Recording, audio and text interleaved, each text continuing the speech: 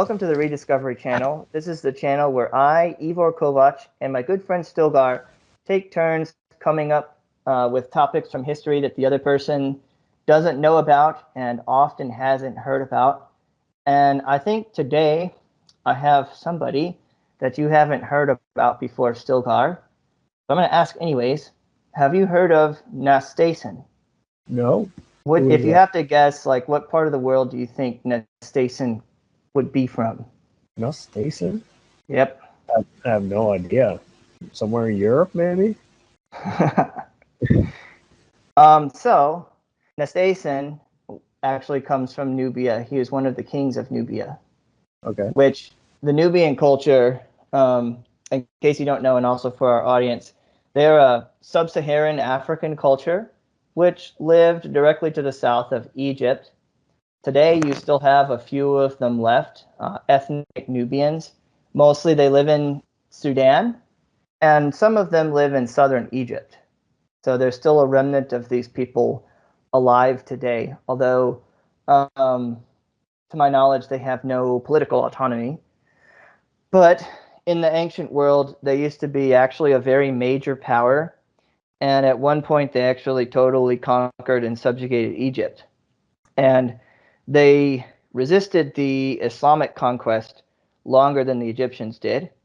But of course, I don't want to just spend this whole video going over their culture. But basically, I heard about Nastasen in a news article that auto-populated when I opened a new tab. There was an article about him, and I'd never heard of this guy before. But basically, they were getting ready to, or they are in the process of excavating his tomb. So, not much is known about Nastasen, and I thought maybe I can find out some information about him than what's in this article. And I did my research, and basically there really isn't much known about this guy. But I did find out a lot of surrounding information about his context. So, let's get into it. So, Nastasen, he lived in the later half of the 4th century BC, possibly in the 3rd century BC. And there's not a lot of certainty around this guy. Nobody knows when he was born or exactly when he died. And they're not even sure exactly when he ruled. It's a matter that's still being debated. Of course, even if they stop debating the matter, then it doesn't necessarily mean that we really know, because the records of this guy are just not very good. Most of the information is missing, basically. But possibly he ruled from 335 to 315 BC. Although this, and a lot of different articles, they like to say that, but this is actually based on an assumption that one of the enemies he defeated, there was a guy, the guy's name was Cambasauden. If Cambasauden is another guy in Egyptian records called Kababash, then that is like the assumption that Cambasauden is Kababash is where this date range comes from. But the assumption is not proven. There's no reason to conflate Cambasauden with Kababash, except that their names sound kind of the same. So really, basically, nobody really knows exactly when this guy lived and when he ruled. But what we have that gives the most information about him is the Stela of Nasstasen, which was written in Egyptian, even though Egyptian was not the language that the Nubians spoke in their daily lives. They had their own languages. So what we know from that is his mother's name was Pelka, and she was the wife of a previous king named Harsayotef. And it's not stated anywhere that Harsayotef is his father, but my guess is that probably so, because Pelka was married to Harsayotef, and it's very unlikely that she would have had a baby with somebody else while married to this guy. Not royalty living in the ancient world. It's extremely unlikely. But Nastasen doesn't immediately follow after Harsayotef. There's a couple of guys, 1, 2, or 3 kings between Harsayotef when he dies and when Nastasen takes over. So my guess is that Nastasen was probably a son of Harsiotef, but the lineage or the throne went from brother to brother after Harsiotef was gone, and that could be why this guy gets the power. So I don't know that for sure. That's just my theory. But let's go on. So according to the Stela, Nastasen, he lived a long life. In his own words, he was given long life by the Egyptian goddess Bastet. And he said, I went up to Bastet, who dwells in Tili, my good mother. She gave me life, a long, beautiful old age, and her left breast. So kind of interesting. Don't know how that works, but okay. Significant aspect of Nastasen is that he was the last of the Nubian kings to be buried at this site called Nuri, which is one of the royal burial sites associated with Napata, which was a very important religious and political city for the Nubians. But we'll more on that later. So when he ascends the throne, he has to deal with a lot of rebellion and some barbarian invasions. And the Stela of Nasstasen was actually found in a place called New Dongola in 1853. And like I said earlier, the Stela is written in Egyptian. And I don't know why the Nubians chose to write in Egyptian in some of their official records, but it may have to do with the fact that this region of Nubia had been conquered by Egypt in the past. So the Stela is written in Egyptian, even though it's not the native language that everybody speaks. And it was most likely set up in the Temple of Amun at Napata. Nastasen, his patron god is something called the Amun of Napata. Of course, Amun is an Egyptian god. Nastasen refers to him repeatedly as his good father. So you can think of this as like a patron god. And it's not the only temple of Amun. And they'll say the Amun of this place or the Amun of that place, meaning the temple of Amun that's set up in that city. So it's kind of weird because it almost, even though it's one god, it almost seems like there's different versions of him corresponding to the different temples. But what I want to do is read a quote from the Stela, how he opens it up describing himself. So this is what Nastasen says about himself and how he starts his reign. Regnal year 8, first month of winter, 9th day under Horus. Mighty bull, beloved of the Ennead, appearing in Napata, 2 ladies, son of Re, Nastasen, the Horus, the bull who tramples those who rebel against him under his sandals, great devouring lion who establishes every land, son of Amun, whose scimitar is great, who widens every land, son of the gods, the powerful one who, and then it's rubbed out, every land and the gods, who knows every word like Thoth does, who is one whose feet are on the move, who builds every land like Ptah does, who vivifies every eye like Amun does, son of Isis, the powerful one, whose birth the gods decided, who protects 2 lands, that's Egypt, son of Re, Nastasen, the son of Amun, who puts things in order in heaven.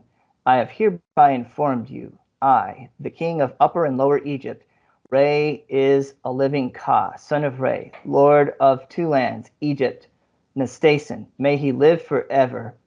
He says, now I'll read what he says a little bit later, but this way that he's talking about himself is, I've seen this in other cultures in the ancient world. The Egyptians did this, the Assyrians did this.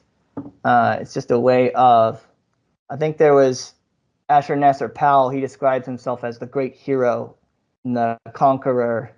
And Ramses II, he refers to himself as like a beast of prey, crushing his enemies. Stuff like that. I've seen this kind of repeating pattern And even though he says here that he's the ruler of Egypt, he actually never conquers Egypt. So a little bit self-aggrandizing, but he lived after the period where Egypt had been conquered by the Nubians. This is a later time. So regarding the beginning of his reign, and this is what he says next. When I was the good son, which the translator thinks means the crown prince, but he's not sure. When I was a good son in Barawe, he called to me to wit Amun of Napata, my good father, saying, Come. I had all the royal brethren who were in Barawe summoned, and I spoke to them, saying, Come, go, and look for him with me, namely our prince. They spoke to me, saying, We should not go with you. It is you that are his good son. He wanted you, to wit, Amun of Napata, your good father. So again, from this we can see that Amun of Napata is his patron god. It's his favorite. And that's going to be more evident throughout the rest of the stela. But Barawe, that he mentions here, actually corresponds with Meroe. Meroe is just another name for that place. So that is where these guys had their capital. In the past, the Nubians actually had their capital at Napata. So he keeps saying the Amun of Napata. So any questions before we go on, Stilgar? No, it's kind of specific. I really don't know much about the Nubians, to be honest. Okay. So it's for me, it's all new. So no questions. All right. Yeah. Yeah. I Did would you love to know? hear. I would love to hear more about how they're connected to the. You said they're connected to the Sudan people, the Yeah, Sudanese, that's right. Yeah. um, Most which is of the there's a huge war there right now, an ethnic war, which I don't know if you did any research into that. If you're able to connect those that to this story or not, but yeah. so yeah, we can talk a bit about modern Sudan later and how it Okay. relates to the Nubians towards the end of the video. Um, Oh, were the but Nubians black people or what? Were yeah, they they were sub-Saharan okay? Africans. Okay. Interesting. Although um, their physical appearance is not like what we would think of as the kind of Central African phenotype. They definitely look like sub-Saharan Africans. They have that phenotype in general, but kind of more like East Africans, Okay. almost like Horn Africans, More like the rather than. Somalis, stuff like that. Like Hmm? more like the Somalians and Yeah, although I yeah. think they're, yeah, somewhat like that. Although they're not really that similar to the Somalians. Of course, now there's some similarity because of Islam, but originally their roots are quite different. Okay. Um, they're actually a very big problem for Egypt historically, and then for Rome when Rome took over Egypt. And we talked about a little bit in my video about the Muslim conquest of Egypt, where Cyrus of Alexandria, he saw a black guy speaking for the Muslims, and he just freaked out and said, "Oh, why is this black man here? Take him away. I don't want to talk to him." It's because the Nubians were a recurring problem for Egypt, and they had friendly relations quite often, but they also had bad relations as well. Okay. So, at some point in time, I think maybe it would be good to do an overview of the Nubian culture in general, because they actually figure quite prominently into the Bible as well, both in the New Testament and the Old Testament. So it might be good to cover all that. But what I want to do now is talk about Napata, and because that's his patron god, and he talks about the Amun of Napata a lot. So, what is the Amun of Napata? Well, Amun is an Egyptian god. And in Napata, of course, today it's just a bunch of empty ruins. But there is a big mountain that's got like the top cut off of it.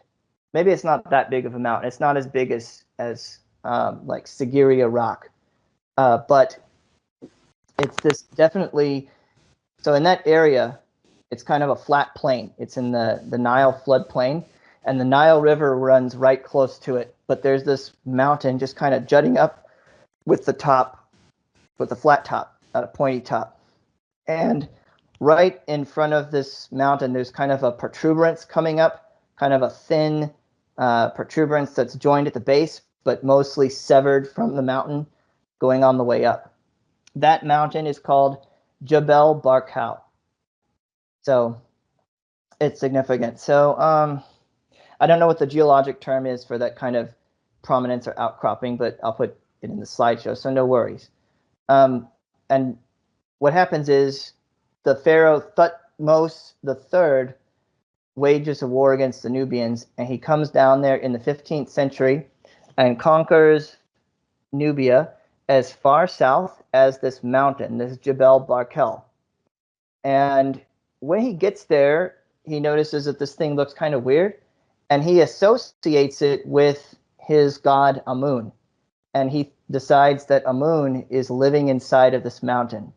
And I think the reason for this is because of that kind of spike or protuberance in the front, because the pharaohs, they used to have like this little kind of snake thing on the front of their crown, and he saw some semblance to that in the mountain.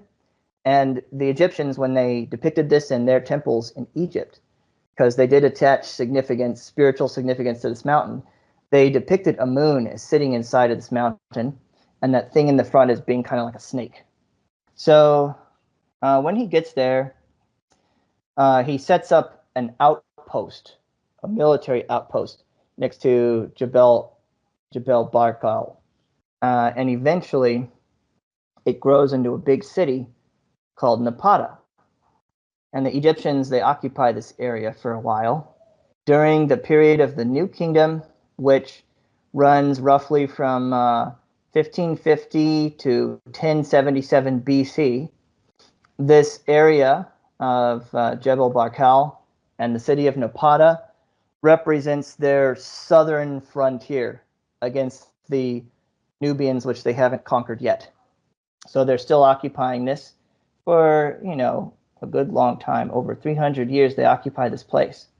By 750 BC, the Egyptians are gone, and Napata is now a major city, and it becomes the capital of the new Nubian kingdom, which grows up.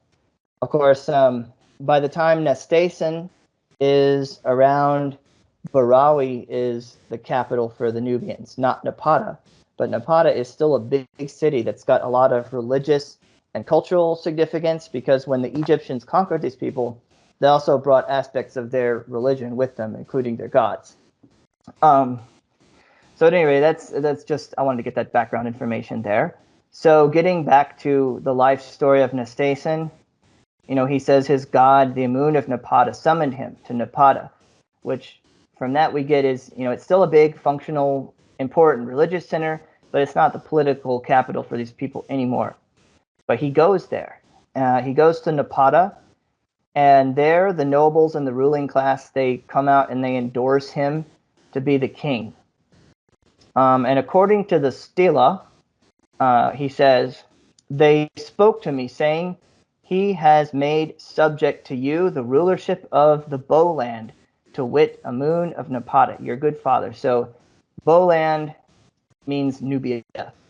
And if anybody's wondering why they refer to Nubia as Bowland, it's because the Nubians produced very good archers. Think of like Hawkeye of the Avengers, that can shoot anything with an arrow. Like if you're holding a gun, he can shoot it out of your hand. He can shoot a button off your shirt. That's the kind of archers that the Nubians used to produce. Very good sharpshooters. So it makes sense that they would refer to their country as Bowland, because that's what they're famous for, the deadly archers. And what they're saying here is that it's the will of the Amun of Napata that this guy becomes a king. So all the nobles and priests bless him and make obeisance to him. And I couldn't tell from the Stela whether it looks like he tells them all to pray to Amun. And at any rate, he goes to the temple of Amun and prays to this god. And then some time goes by, I'm not sure how much, but it says the third month of inundation, last day. Nastasen has a procession where the Amun of Napata is brought out of the temple, and he publicly thanks him for making him king. So I don't know if you saw, but a few years ago, al-Sisi, who is the dictator of Egypt, he had this big procession where he brought out he did like a tribute to the ancient Egyptian culture, and he had these gods brought out, and they were sitting in these boats, and people were carrying the boats. Did you see that, Stilgar? No, really, Okay. that's Yeah, crazy. well, anybody can look that up if they want to see. But my guess is that something like that, they brought this idol out either on a platform where the priests were carrying it, kind of like the Jews used to carry the Ark of the Covenant, or they might have had the Amun on a boat, because the Nile River was pretty important to the Nubians, more important to the Egyptians, but also pretty important to the Nubians. And then when the idol is brought out, he gives this speech to it. He says, "You are the one who did it for me. You made every land and every people listen to me. You had the call go out for me from Barawe that I should come to you. You made it subject to me, to wit, the rulership of the Bowland." Again, that's Nubia. "For men did not make me king on this day. It's 24th. Rather, you gave me rulership." So he's making the case that he's a divinely appointed ruler, and he's got all the priests and the nobles out to bear witness. He's, in other words, documenting it, right? And making a show. And then the next thing he does is he performs a dance for Re, and he brings two long-horned oxen, which I assume he either sacrifices or donates them to the temple, and then sits on the throne of gold in the Karnak of gold, which is a temple. Then he goes downstream to the Amun of the House of Finding, which is also called Kawa. You can say the Moon of the House of Finding or the Amun of Kawa. Brings out the idol that's in that temple, and again, has himself proclaimed king. Gives the same speech or the similar speech in front of this idol, in front of everybody.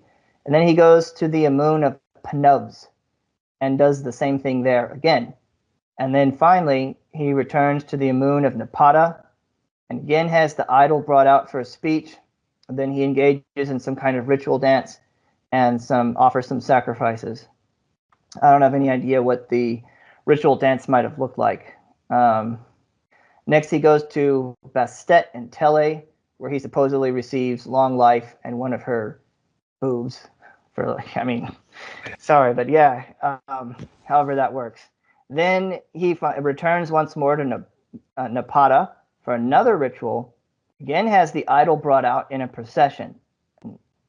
This time, he makes a large offering to the Amun of Napata, which includes incense, honey, myrrh, gold, oxen, various vessels for serving and for storage, storing food, wine, grain, things for eating off of, ritual things, all that.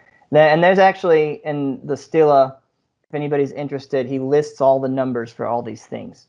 So if you want to know how much barley, how much of gold, all this kind of stuff, he lists it there in the Stela. I'm not going to say all that for this presentation, but maybe I can copy paste it into the slideshow for those who are math oriented.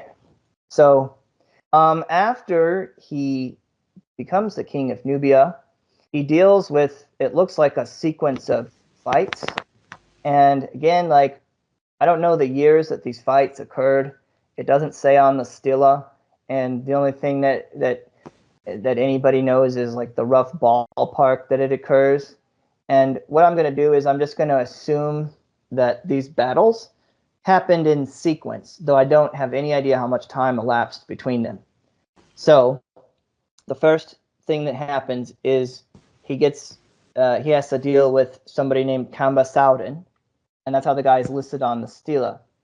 Kamba Saudin is the ruler of this area that's kind of a contested area between Egypt and Nubia. It's on the northern reaches of the northern reaches of Nubia, the southern reaches of Egypt. And originally it was a Nubian place, and the people that are there are Nubians, but they were occupied by Egypt for a good while, and they've been somewhat Egyptianized. even though they're not really Egyptians. But this guy rebels against Nastasen. Nastasen inflicts great slaughter, making use of archers, and takes his transport ships, whatever ships this guy had, seizes all the lands and domestic animals. And here I feel the need, for you and anybody who's listening, one of the big geographic differences between Egypt and Nubia is the Nubians. They also live along the Nile to the south, but it's to the south of Egypt. And where the Nubians live, there's these things called cataracts. So you can't really sail up and down the river in the Nubian realm the same way that you can sail up and down in Egypt. Like for Egypt, the Nile is a big river and it's like a highway. You can go up and down it. There's nothing to stop the boats.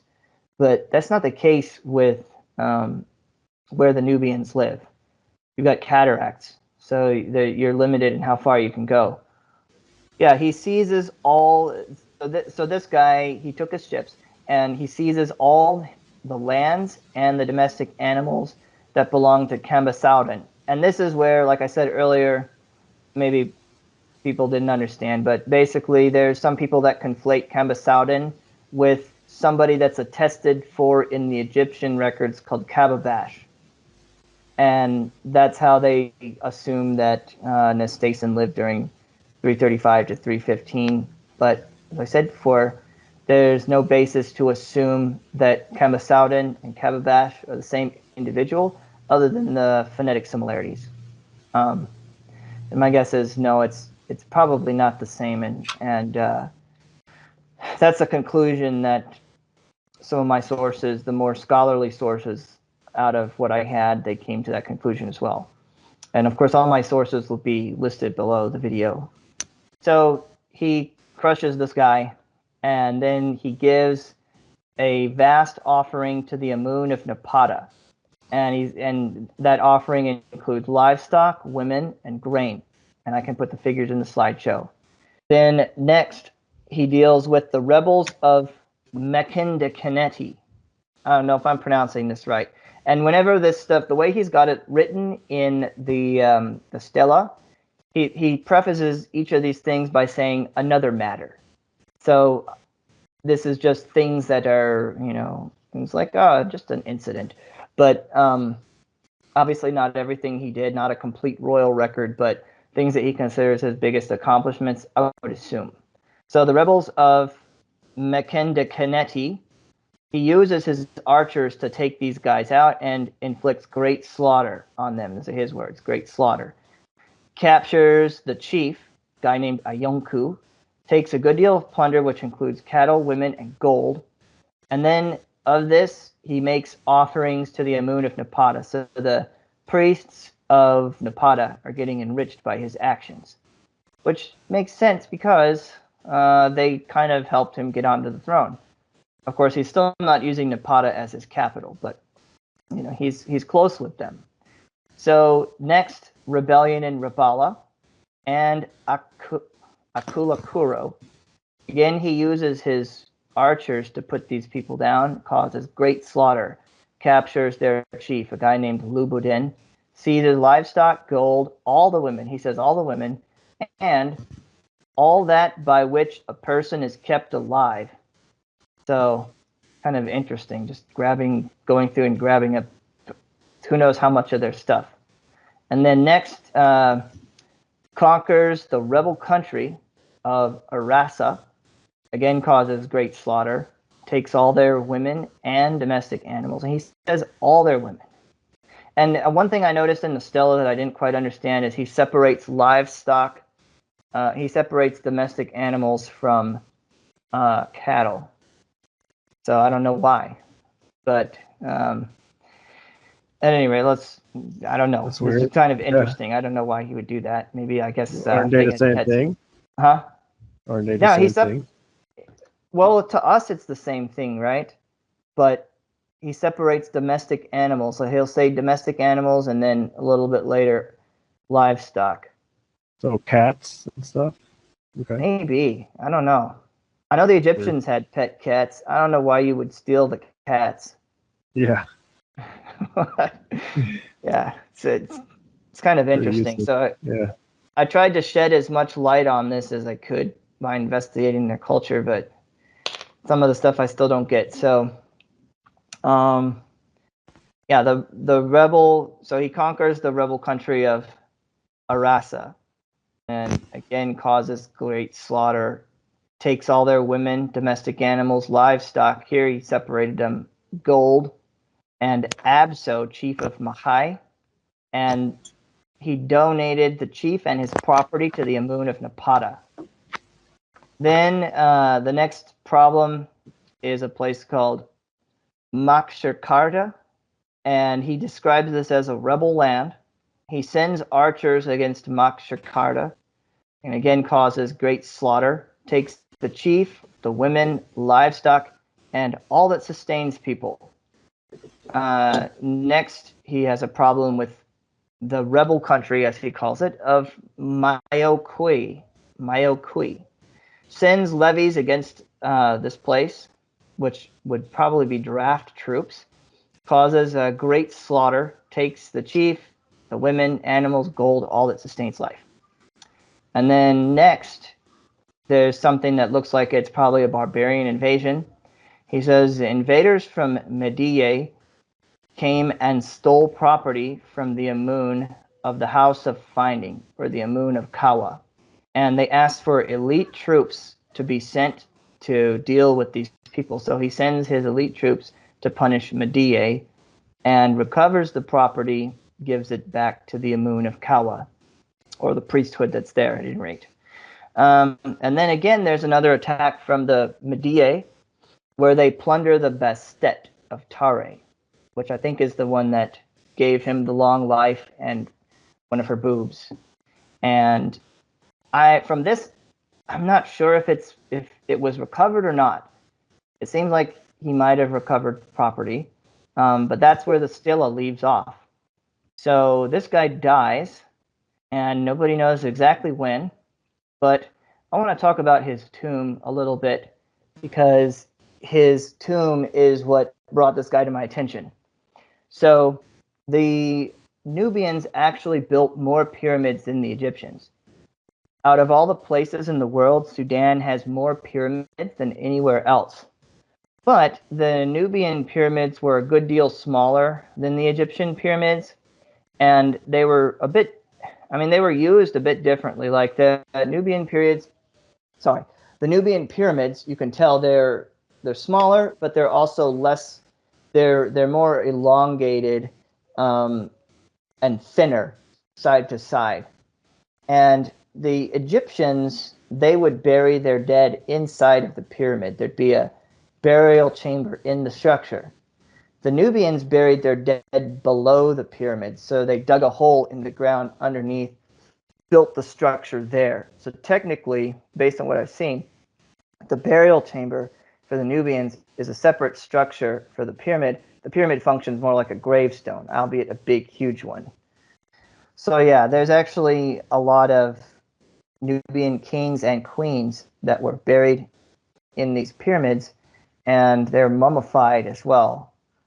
Okay, so just for a reference, okay, so the average Nubian pyramids were 6 to 30 meters tall, which translates into 20 to 98 feet.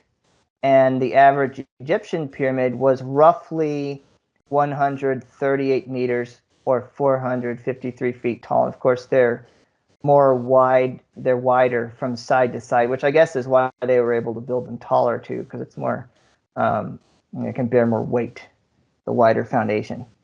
So the first person to start excavating in Napata was a guy named Andrew George Reisner, who visited Napata in the early 20th century. And Reisner's Nubian expedition ran from 1913 to 1923, when Reisner and his people, they were the first ones to visit the tomb of Nastasen. So like I said, the Nubians, they buried their dead below the pyramids, but there was a stone stairway that they would make going down into the tomb that's under the ground. This had been filled with sand and perhaps rocks as well. So Reisner and his people, they dug it out, the stairwell going down into the tomb. When they went there, they found that the bottom of the tomb was filled with like 1 foot of water, and his assistant was kind of freaked out because of the water. So he didn't even, I don't believe he even went in himself. He just sent his assistant inside, and that guy grabbed up some artifacts and came back out. So the artifacts that he grabbed are these things called shabtis, which are like these little kind of action figure type things that were buried with the Nubian kings because they thought that they would they would come alive, like in the next life they would be servants for the king while he's in the next life. So they would bury these things with the guy. So he grabbed those, and other than that, and then he left. And also some of Reisner's men were killed in a collapse in one of these tombs, or somewhere in Nubia there's a collapse. And the thing is, water is not supposed to be there in the tombs, and obviously it wouldn't have been there when they dug this and created this complex, or they would have just built it somewhere else. So the water level rose a bit between when this guy was buried and the 20th century AD. And the reason the water level rose is because of people damming up the river. So also Reisner, he didn't think much of the Nubian culture. He thought they were just like sub-Saharan Africans trying to imitate the Egyptians and not really worth that much looking at. So he kind of brought some race theory into it as well, or had some views about that decided, this isn't worth it, and he left. Then the ramp going down to Nastasen's tomb, the stairwell, it got all filled with sand again. And so nobody really, at least from what I've seen, nobody visits or tries to excavate this tomb again until 2018. And this excavation was handled by Pierce Paul Kriesman. So Kriesman is an underwater archaeologist and an Egyptologist. And he spends 2018 or taking out the staircase that goes down to the tomb, and then actually went into the tomb in 2019. And now the water levels have gotten even higher, so they're like up to the roof. And what it is there's 3 chambers beneath the pyramid, and the middle chamber partly collapsed, so there's all kinds of debris in the tomb, and it's full of water. There's some air pockets, but it's mostly full of water. And this is because there's been more dams constructed along the Nile since then, which has caused the water table in general to rise. And Nastasen's tomb is one of the lower tombs, one of the lower, at the lowest elevation, basically. So what Kriesman does is once the stairwell is cleared, he actually reinforces the opening, the tomb opening, with a steel chute to prevent the rocks from collapsing down on them, whether they're going under or, if they're inside, don't want to be buried with Nastasen in this water. So they go in and they find that the tomb has not been looted. Of course, there's all kinds of damage from the water, and it's 3 chambers. There's outer chamber, inner chamber, middle chamber, and then the innermost chamber is where the sarcophagus of Nastasen is. And to get to the inner chamber, they have to go through a very narrow passage because of the collapse. And it's too narrow for them to go in with an oxygen tank, so they have to actually have like an air hose and just kind of squeeze through this one at a time. So it turns out the tomb is not looted. There's a lot of artifacts there. A lot of the artifacts, unfortunately, have been destroyed by the water, but they were originally wrapped in some gold foil, and there's all kinds of shreds of gold foil that are still there.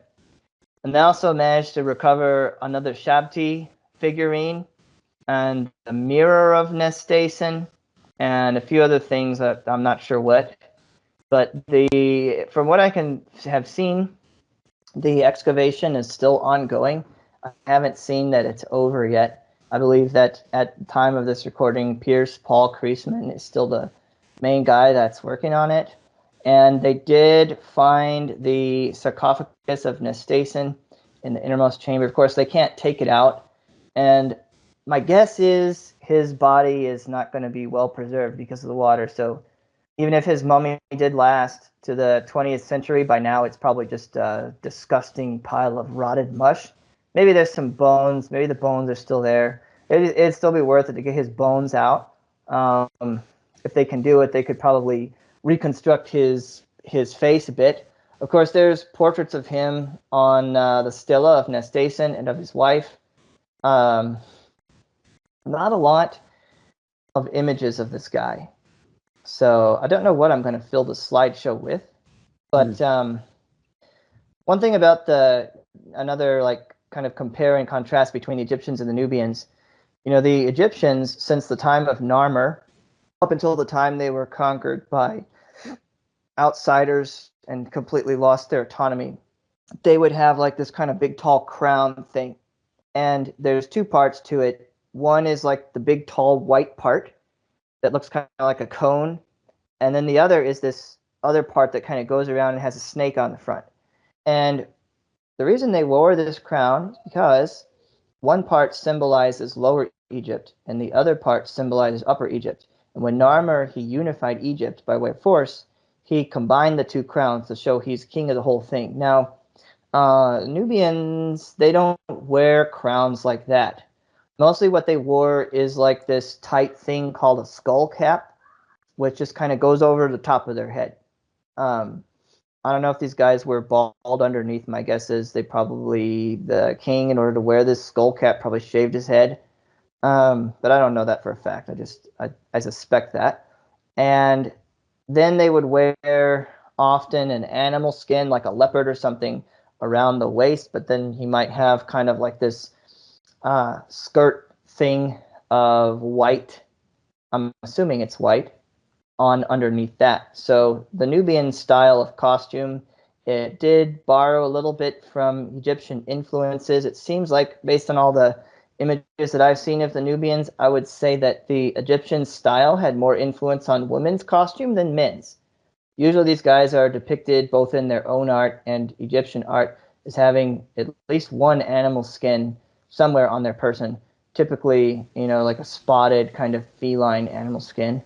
Um, but at any rate, that's all I've got. Are there any questions?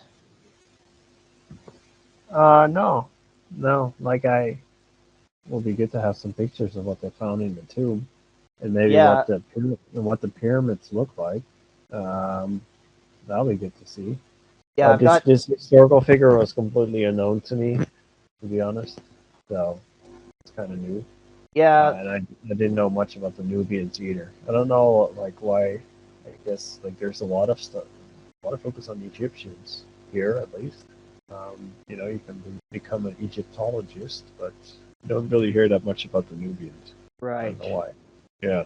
Yeah. So, Have any idea why that is, or is it because they weren't part of the Roman Empire, or I mean, the fact that they weren't part of the Roman Empire is actually to their credit because the Romans were not able to completely conquer them. And one of the things I found out in my research, though, is, I was interested in to find out why Napata was abandoned. It looks like the Romans actually came down and destroyed Napata in, it was either 23 or 26 AD. And I'm just going from memory, so I'll put a correction in the slideshow for this. But yeah, it was in the first century AD. The Romans came down and smashed this place to pieces, and after that, it was abandoned as a place the city was abandoned. Of course, the Nubians managed to retain their independence from the Romans.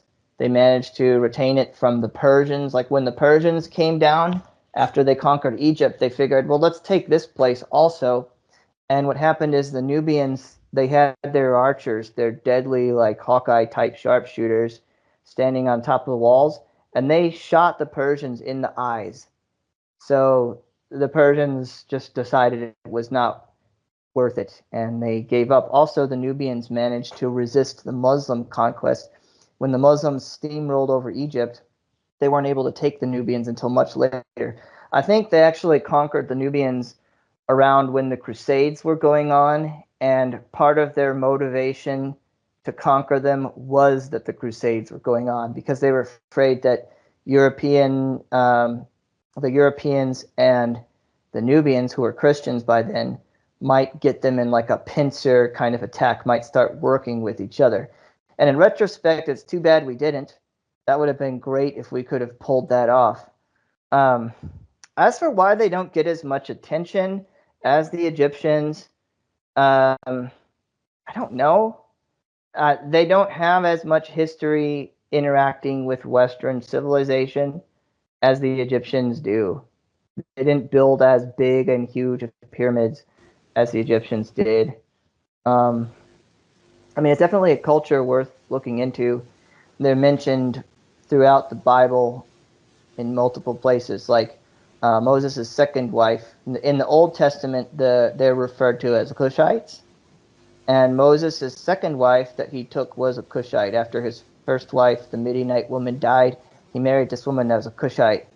And my guess is that she was one of the people, or the daughter of one of the people that followed the Israelites when they left Egypt. Because, when they left Egypt, a lot of Egyptians also went with them. And it seems like some Nubians did as well. And of course, there was some Nubians in Egypt for trade purposes. They used to come in there and trade, but then they also used to attack the Egyptians too. So there's lots of history between them and the Egyptians. And yeah, I don't know why they don't talk, because you have like a certain ideological movement, which I don't really want to name drop, that's always trying to say that the Egyptians are actually black Africans originally. But there is this black African civilization that's right to the south of Egypt anyways. And yeah, I don't get why they don't just focus on that. Yeah, But yeah, sounds I like don't know, a dude, to pretty answer your cool. question. Sounds like a pretty cool civilization. Yeah. Yeah, it was. It's too bad about what ultimately happened to them, being conquered. So today they are there's still a distinct group of Nubians living in Sudan. I think the language they speak is called Nubian, and some of them also live in southern Egypt.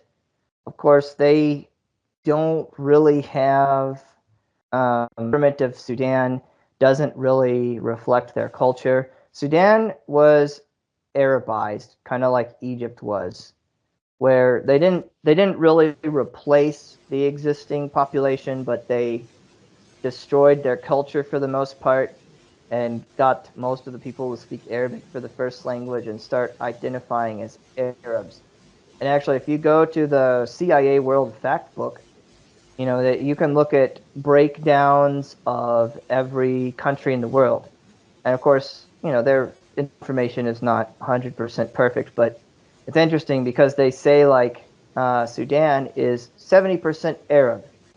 And a lot of people in Sudan today will call themselves Arabs, and that's what they think they are. But you look at them, and these guys are definitely not Arabs. Like, they're definitely sub-Saharan Africans.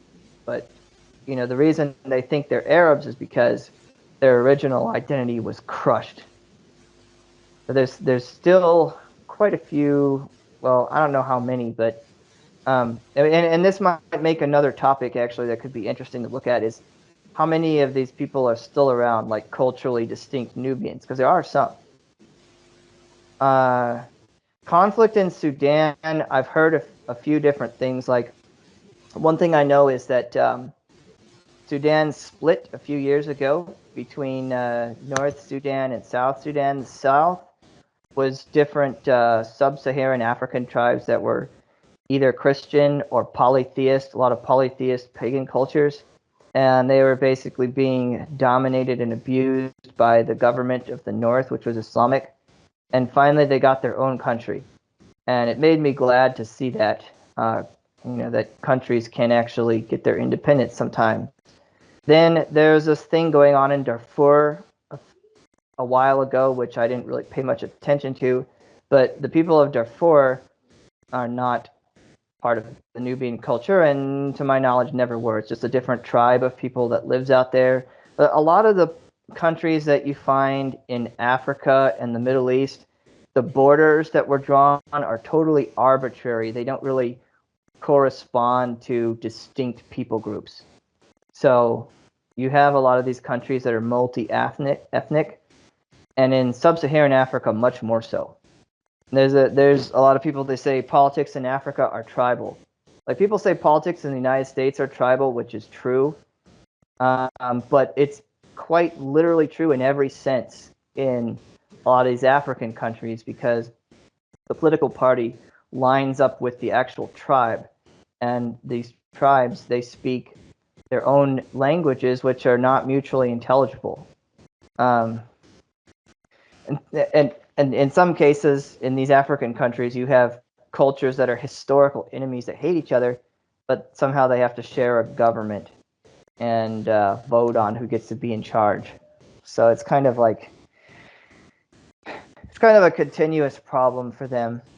Yeah, there's another war raging in Sudan right now. What's this one? I don't know. What's this one about? Well, I don't know the details either. I I saw like a battle detail of like part of it by this guy. I think it was Weep Union or one of these guys that normally talks about the Ukraine-Russian war. But it's a bit between government forces and these guys on Toyota pickup trucks. And the Toyota pickup trucks are winning as usual. So, but yeah, there's a lot of people dying there right now, actually, but it doesn't really hit the news. Yeah, Kind of just these business as huge, usual for that part of the world, yeah, actually. yeah, and I think the nomads are the ones with the pickup trucks. They're getting money from the United Arab Emirates, I'm pretty sure, UAE, Mm-hmm. and they're just taking over places and killing and taking all the women. So, yeah, Need Nastasen to come back and put down all these rebellions, and then yeah. take all the things that make life possible and all the women. It's, I wonder, Well, I'm surprised that the Egyptians didn't do that to the Nubians. They were such a pain in the ass. they had many. Well, they did. I mean, The, that's what the Assyrians would have done. They would have just wiped them all out, right? the Egyptians had internal problems of their own, which caused them to lose their grip on the Nubian realms that they had conquered. Yeah, But if you think about it, like, okay, the Nubians are being difficult, so then go down and conquer like half their country or however much it was. Well, now you still have a frontier with more Nubians who can also be difficult. So, like, how far do you keep going?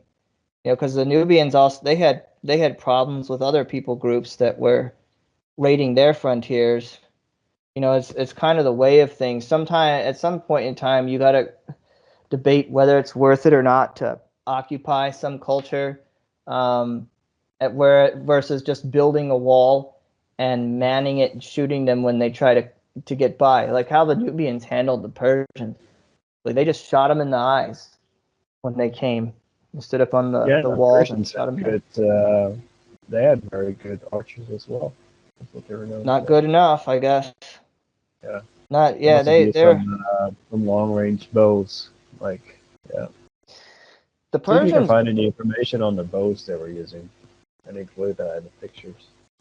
Yeah, I'll see if I can do that. Also, I think it might be in order to do like an overview on the Nubian civilization as well, because like you said, a lot of people don't even know about it. But there was a very major, significant, contiguously or long-lasting power in the ancient world, and like, it's interesting how this guy, because when I was reading his Stela, he talks about he took all their women, and I don't know if he really took them all, but even if he just takes 90% of them, how is that culture even going to survive? They're not. Like Yeah, it's much more serious when a population loses its women than when it loses its men. And that's why historically most cultures, regardless of which part of the world it is, don't let women serve in the armed forces and don't conscript women, with very few exceptions, because you cannot survive without your female population. Like that's it. Whereas if you lose like even if you lose half your male population, those guys could still impregnate all of the remaining female population. So you can restore your population pretty fast if you want to. I mean, that's not ideal, of course, but it can be done. But if you lose like all your women or most of them, well, you can still only have the finite amount of babies. You know, like a woman can only be pregnant with once at a time, right? Unless she's having twins or something. But generally, um, and then she can only be pregnant once at a time, and then you have to, the baby incubates and all that stuff. Whereas a guy can just go around to everybody in the town, not like promoting that kind of behavior, but it is a fact. So taking their women seems like a very calculated thing, very calculated tactic to just destroy that population forever. And Yeah. also I'm wondering, like, because the Muslims, when they were doing their conquests, they took women as war booty. And a lot of these ancient societies in the ancient world were also polygamous. So I'm I'm not 100% sure on this, but I'm thinking that like one of the incentives for men to sign up and go to war might have also been to get themselves a wife, or an additional wife. Probably. Yeah, because there wouldn't be enough women. In a polygamous society, you don't have enough women for all the men. Yeah, because Yeah. the women, the 80-20 rule, they can really follow it. Yeah, you have And some rich guys that have up to 5 women in Islam, I think. And then, yeah, of course you end up with a shortage. well, in the So, ancient world, it's like, at least in Middle Eastern cultures, and there's no limit on how many wives a man can have. So they will just like they will gravitate to whoever's the richest guy, and maybe it doesn't matter if he's already married a couple times. They'll still yeah, give them there the you best go. lifestyle. So Yeah. yeah. So what and when I was reading this, I was thinking, um, I don't know if this guy is a good ruler or not, but I think he's better than the people that we have in charge of most of the world today. Because this guy had to deal with the stuff himself. And whenever he did these wars, he brought back booty. So the Literally. wars, you can tell from his stela that even though the wars it's a pain to have to do this stuff, you still got a reward out of it. Whereas our Yeah, I think wars today, there's nothing I like think that. part of it is that back in the day, you because there was no way to communicate over long distances. So a lot of kings and like generals and stuff like Napoleon, they would have to be on the battlefield in order to direct the battle. And nowadays you can just do it like instead of like satellite images and stuff like that. So they don't really have to be there. Like previous in the old days, generals would actually have to be there and risk getting shot, which in my view is a lot better than modern generals that just sit behind their computer and give orders without having to risk anything themselves. Yeah, I don't have any respect for the modern generals that we have now or those who are over them. But another thing about the ancient world is if you're the king, you can't risk not going to war. Like if your country's in a war, you need to go and have something to do with it yourself. Because if you delegate everything to a general, that Yeah, general might start does it thinking, "What do I over? need this king Yeah, for?" He come back and kick you off the throne. That happens. yeah, of course. Yeah. Maybe that's how Nastasen got into power in the first place. But Well, that's also how Caesar got into power, right? So I mean, there's Julius probably Caesar. there's probably 1,000 other examples. Yeah, that So that's how that happened actually, inside the Roman Empire. that war in Sudan, uh, the one of the guys fighting now, one of the rebels, he was a general in the president's army. And then he decided he could make more money. He got so good at his job, he was like, you know what, I'm gonna go ahead and start my own. So yeah, I think that's still the case to some degree.